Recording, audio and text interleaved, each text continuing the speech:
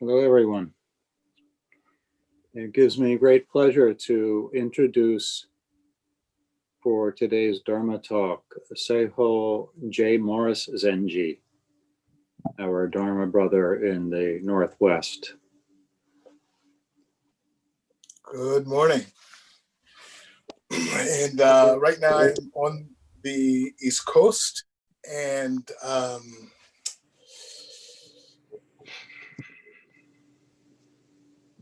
for today's Dharma talk, I'm a person in long-term recovery, so the way we're guided to share is spontaneously, based on the present moment circumstances that we're in. And so that fits perfectly with this.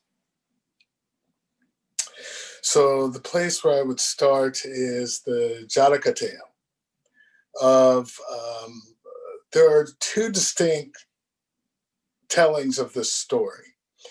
And this is about the parrot and the fire. And the general circumstances of this particular Jataka tale is there is clouds, storm,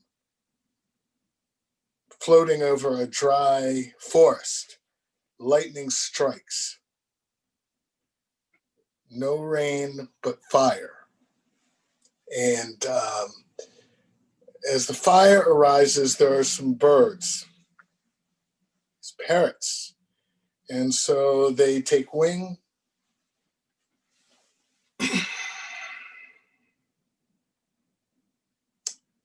and they're going to save themselves.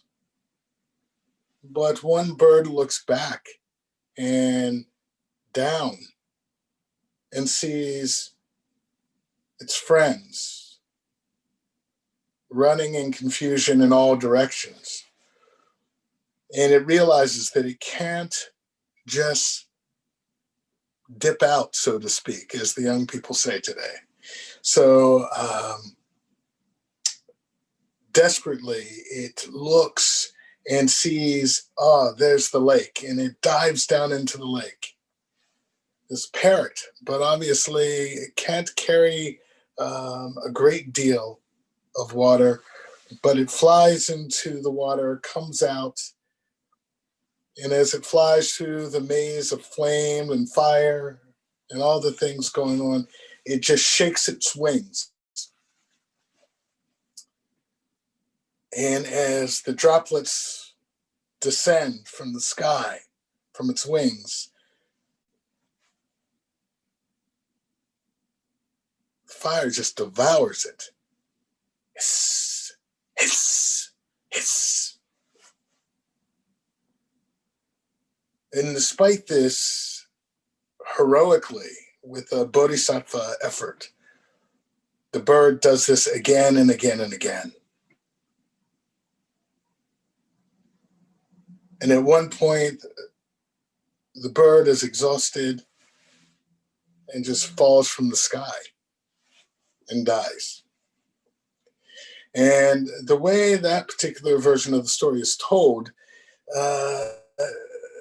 because of its bodhisattva determination, its willingness to part with its own life for the sake of its friends, gained a favorable rebirth.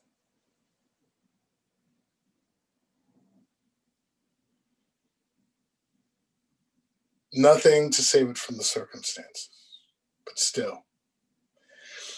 The second telling of the story, it's a gray parrot. Same circumstances, same lightning, same fire, flame, turmoil. But in this particular telling, above in the clouds are the gods. And they're just looking down at this bird and they're just thinking how absolutely ridiculous. And so the gods are laughing, not caring, except for one. And he's like, this bird is extraordinary that it would do this, but it's so foolish. And so the god, this particular one, turned himself into an eagle, shimmering, beautiful, and descends and meets the parrot in the sky and says, "You're going to die. You need to save yourself. You cannot save them. It is a hopeless task. Leave and depart now." Thunderous.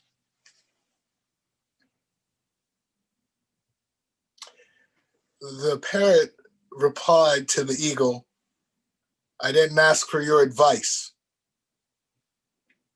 and continued.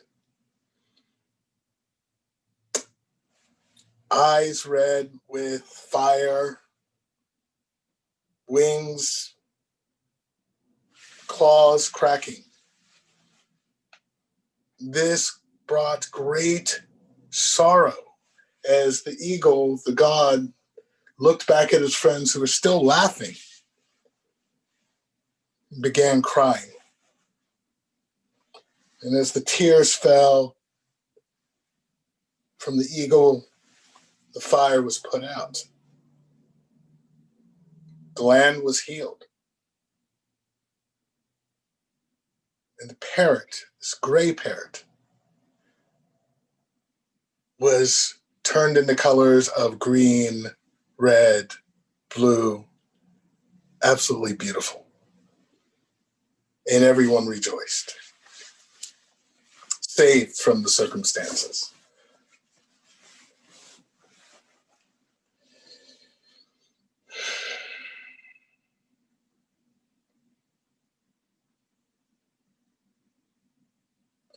That story is now. A year ago, almost to the day, to the week for sure, I was in California at Spirit Rock Meditation Center for a 10-day sesshin retreat, though there was some talking in this one. And this was known as the Gathering 2. So it was the teachers, scholars of African American descent, and it was 70 of us practicing, talking. Most of the teachers I had never met before. They were from all sects and lineages, from Soto Zen. I was the only Rinzai practitioner there. Tibetan, Theravadan, Thai forest tradition, and practicing deeply. And it was quite moving. And what we were essentially talking about, though it wasn't stated in the way of this particular Jataka tale, it is this fire that was burning, smoldering after the election. We all kind of knew what could happen in this particular circumstance. And if anyone is of a particular political leaning, I mean no disrespect, but as a member of the lowest rung caste in our society, we were pretty sure how this was going to go. And what was kind of frightening was that we all talked about is how the dominant caste members had no idea how deep the hole goes and what people can actually be capable of. Adding to this, when I returned, I was just, because this was after Golden Wind Sesshin last year. So, there's this, even a broken clock is right twice a day. And there is a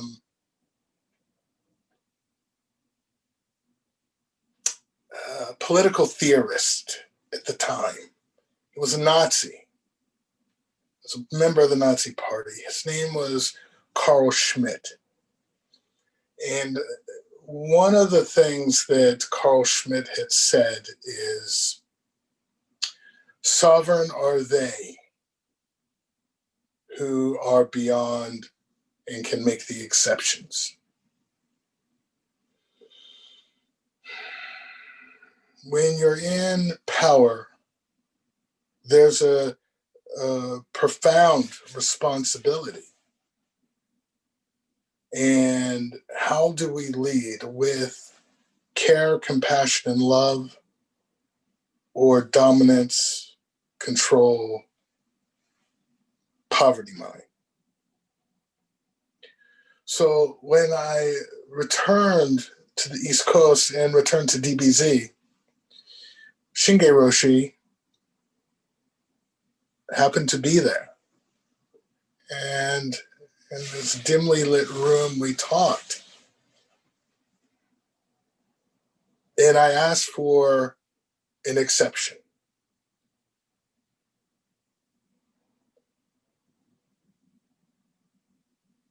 I couldn't tell precisely what was going to occur, but it was just something in me. And like this bird, I'm insignificant. I'm just a grain of sand across a wide beach.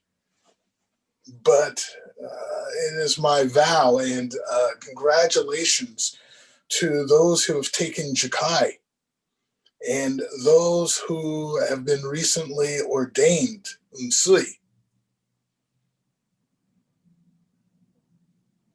It's a great vow. It's not trivial.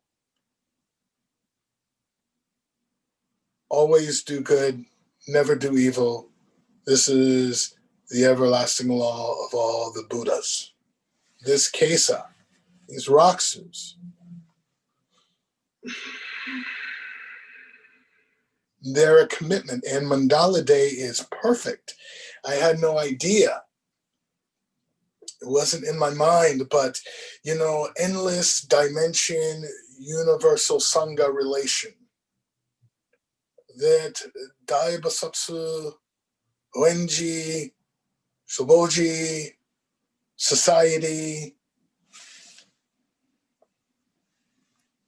we're all one people. We're all on the same planet.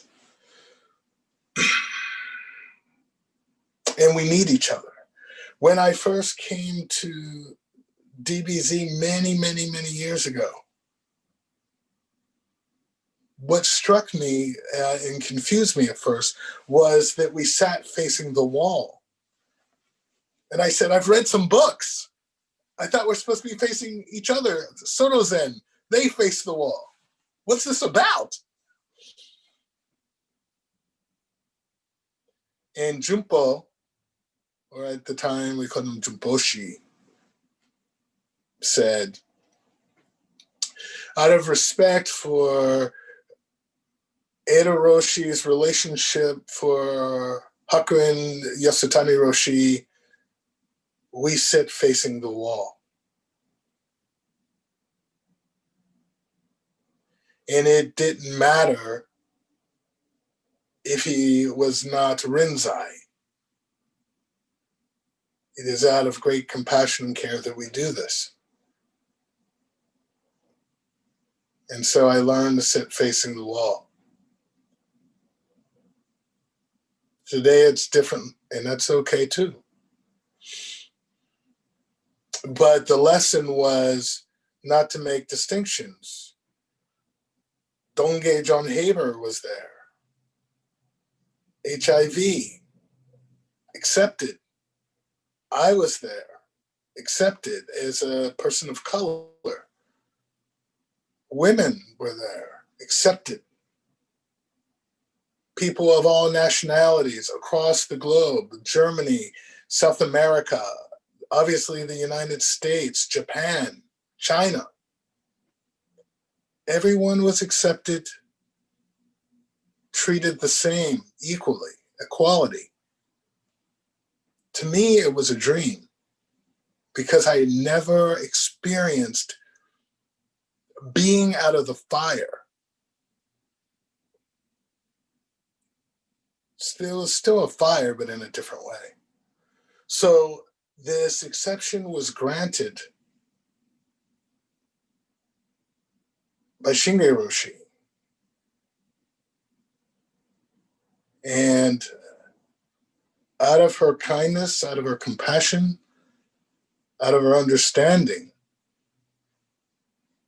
that's what authentic leadership, in my experience, can be.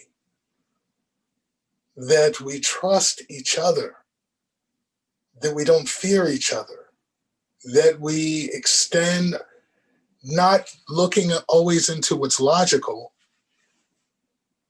but this bodhisattva nature. And one of the things which comes to mind is Aikido, that in most of the martial arts, the deity or the patron that they take on is actually Fudo, which is immovable wisdom.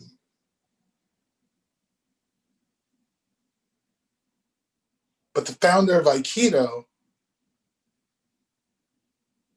Morrie,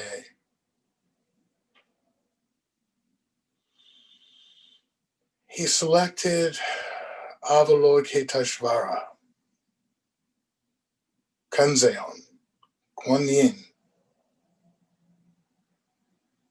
because it was about compassion.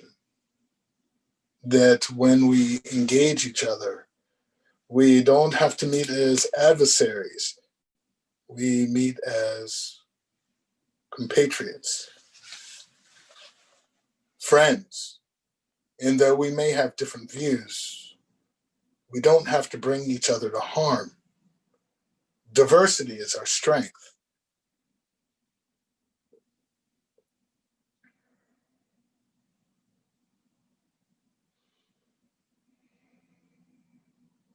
So the cast and the color is obvious. There's that wall of flame. There's also the wall of flame of the environment. And there's also the flame of, still in this society so sick, misogyny, patriarchy. It's a problem. And so yesterday, not far from Washington, D.C., so I went. And there at the Supreme Court, there was a very, very, very, very, very, very, very, very, very big march. You know, one of the talks that Shinge Roshi Teisho's that she gave is, despite the failures, the humility of saying, I have failed. I have not always succeeded in the way which I would prefer, but still march on, despite the catastrophic failures of our life. And so this bodhisattva effort, it's obvious in the Senate that they're likely to have the votes. And the vote is on October 22nd. And they're going to bring it out of committee. This judge. And people, there were signs, people singing and crying. And outside of this march, innumerable women, you know, we do the mudra, you know, and I always say that for me, the right hand goes in the left hand. I was taught originally at DBZ that the left hand, which is the wisdom nature, holds the compassion hand, which is our active compassion. And we join the thumbs together.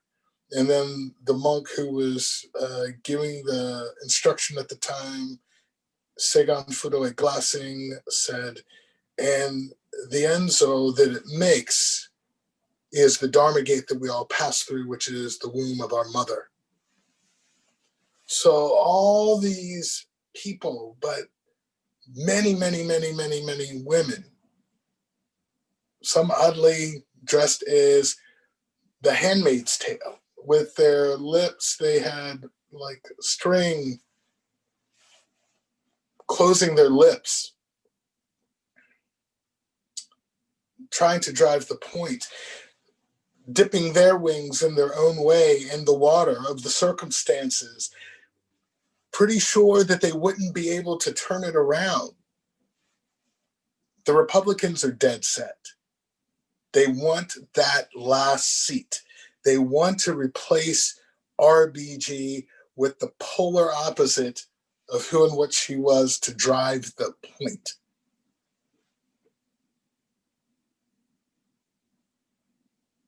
Sovereign are they who declare and determine the exceptions.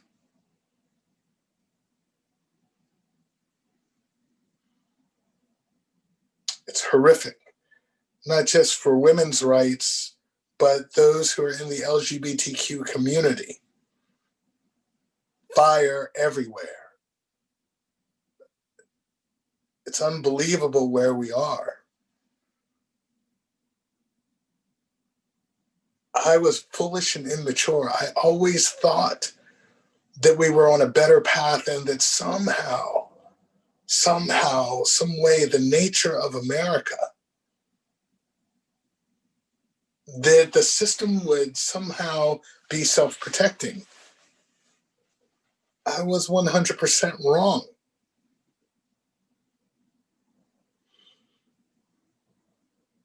We can have the form of Zen all we want, but each of us in our own way is responsible for the stewardship of the Sangha and helping to support and maintain the form, the silence, the tenor, the equanimity,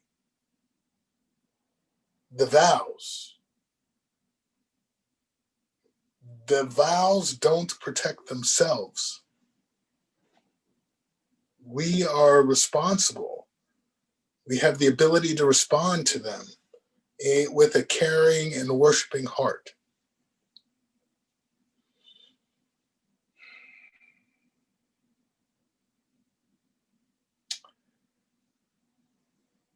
On September 22nd, I was reading a story. There's a man, John Wendell Williams is his name. And he was 71 years old and he had cancer. He was dying. Shimmering bird wings. His vow, always do good, never do evil. That is the everlasting law of all the Buddhas. His vow was to make it far enough that he could cast a vote. His last vote. He's from a place called Birmingham, Michigan.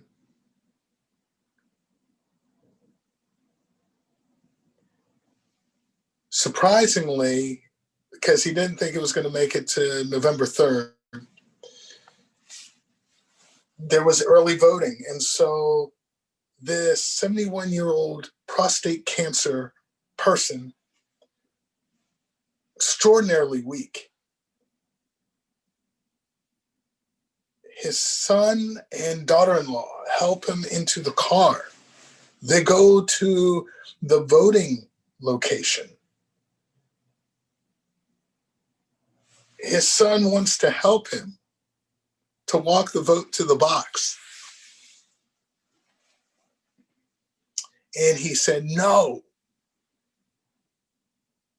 this is my last vote and I want to do it under my own strength, under this power.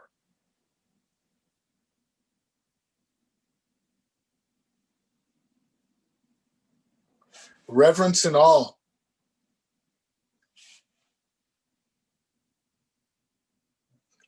Fierce determination.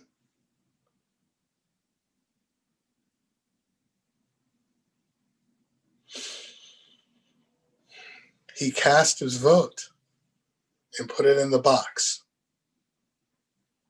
He died 8 days later.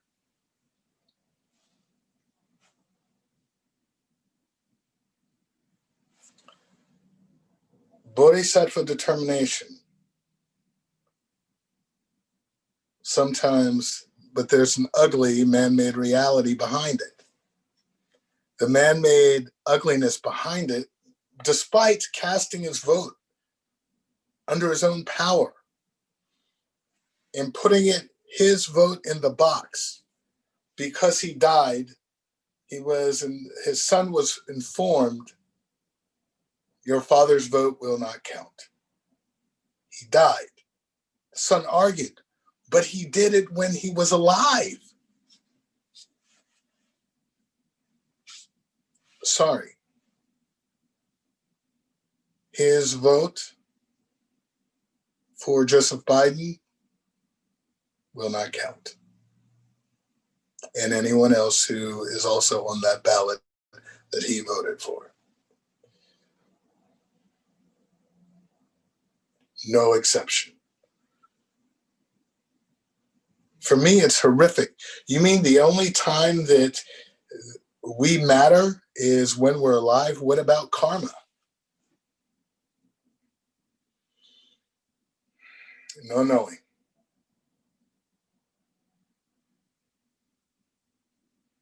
Last story. Second to last, perhaps.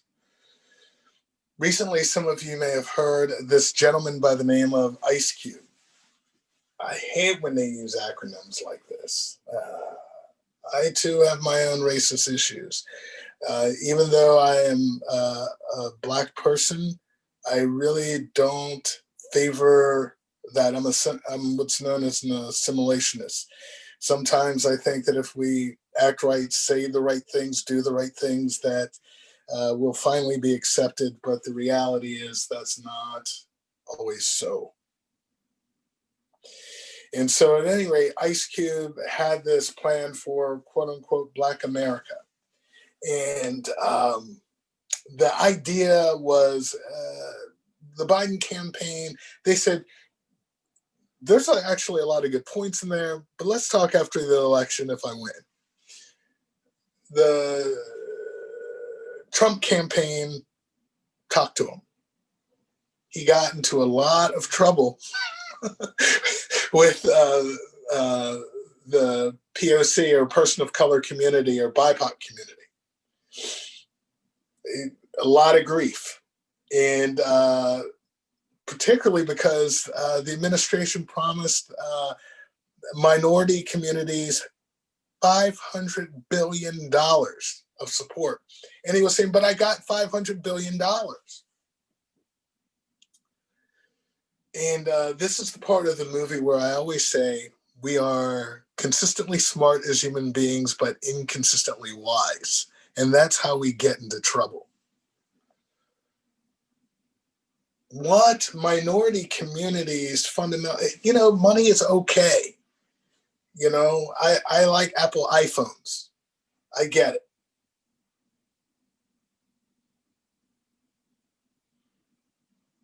But money is not the point.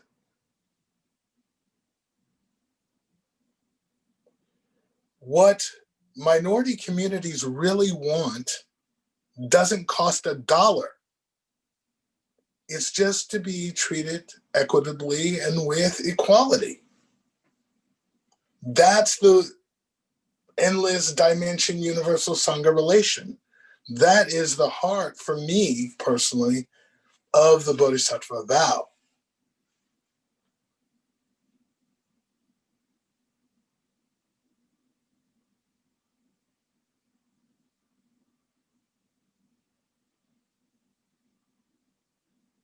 I appreciate our practice. We are all in this fire, practicing in our own way. Some directly, like myself, being in these marches and doing these things, and sometimes getting tear gas shot at me. I've somehow managed Dharma arrangement, perhaps not to be arrested in these things. And despite the peaceful protest, the police will just beat you up. It's terrible. And Zazen, being at Daibasatsu on Daibasatsu Mountain, putting the Dharma energy into the practice, the spine, into the ground, into the sky, into the earth.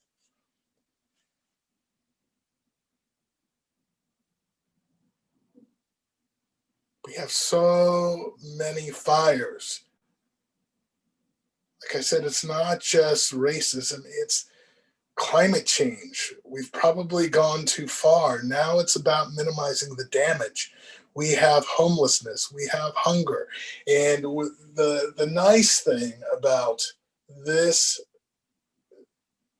Zen study society, endless dimension, universal community is each in our own way, we are actively working to meet our circumstances to the best of our ability together. We're better together than apart. It's a jigsaw puzzle. There's no one magic answer. There's no one magic person. And for me, there is no God that's going to drop out of a sky on golden eagle's wings to save us. But the Dharma, this mysterious power, is, in my experience, a part of us. I experience the synchronicity of it all the time,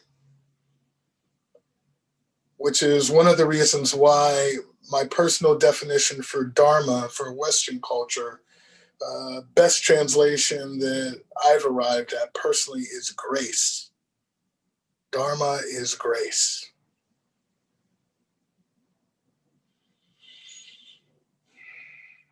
In closing this share, one of the things that I've been reflective of a lot lately is Yakujo's fox. And if you don't know the koan of Yakujo's fox, I invite you to read it. It's very interesting. It's fundamentally a story about karma, but I have revised it for myself. It goes like this. In a hall in Washington, D.C., John Lewis, the civil rights activist, week after week, gives talks to young activists. Each time he's giving this talk, there's a white person sitting at the back of the room with the young activists. Eventually, one day, he stays behind. John Lewis approaches him and says, "What are you doing here? I see you all the time. But you never ask any questions, and you just, when the others leave, you leave. What's gotten you to stick and stay today?" And he said, "I was born to great wealth and power in my family, but I never really subscribed to this whole caste system, racism thing. So I've done everything that I can to be a really good white ally. But one day, a young activist asked me, because of all your sacrifice and all the things that you've done to help POC communities, the women's movement, women's rights, are you free of the causes and conditions of your privilege? Have you joined us on the bottom rung?" And he replied, "Yes, I made the ultimate sacrifice to put my skin in the game." And instantly he was shunned by everybody. Cancel culture. He was done.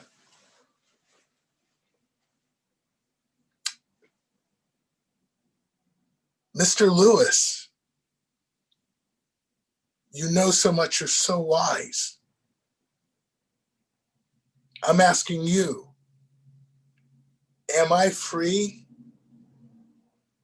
of my karma, my causes and conditions of white male patriarchy?" And John Lewis replied, "We don't ignore it. No, you're not."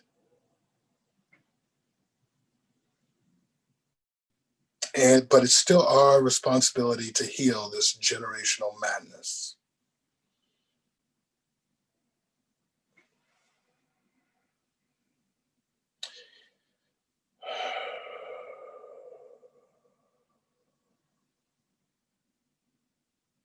How do we put this fire out? No knowing. Will we succeed? I'm terrified that we don't.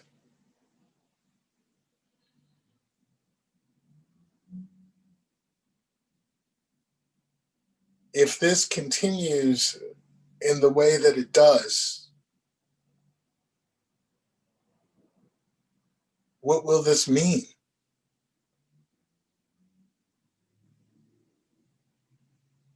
That we are not who we thought that we were.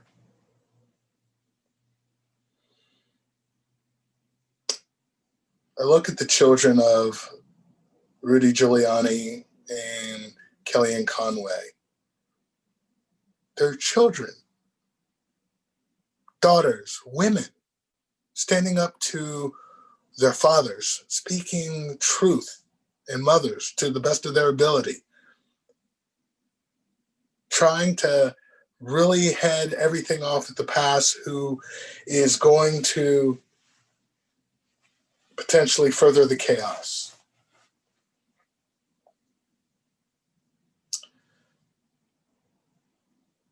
I don't know how it's going to turn out.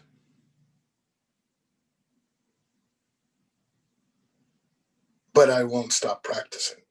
I won't stop marching on, despite all the failures, my personal failures.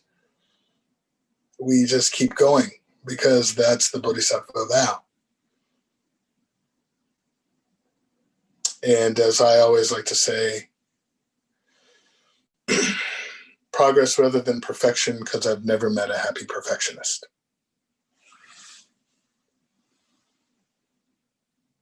Seiho, I appreciate so much your talk.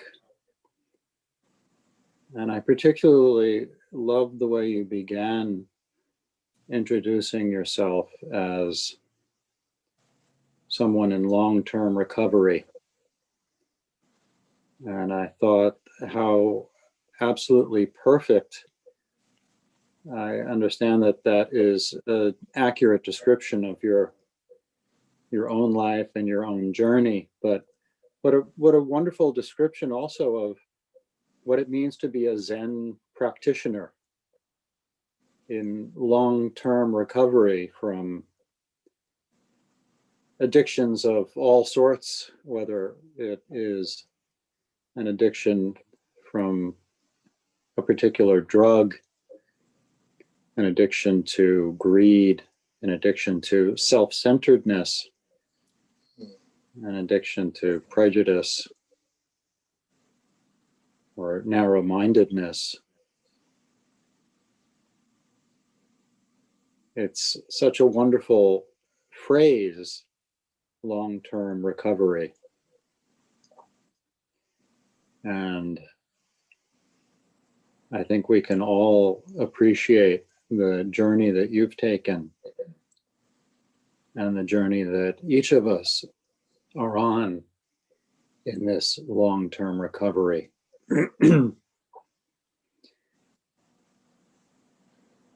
I was very, very moved by your story of the bird and of the self-sacrifice and the effect that it had on the gods, and how just one god saw this sacrifice and swooped down and offered some unwanted advice. And rather than be disturbed that his advice was rebuffed, wept, and in the weeping healed everyone. What a wonderful story, and what a hopeful metaphor for our current situation. So thank you. Thank you very much.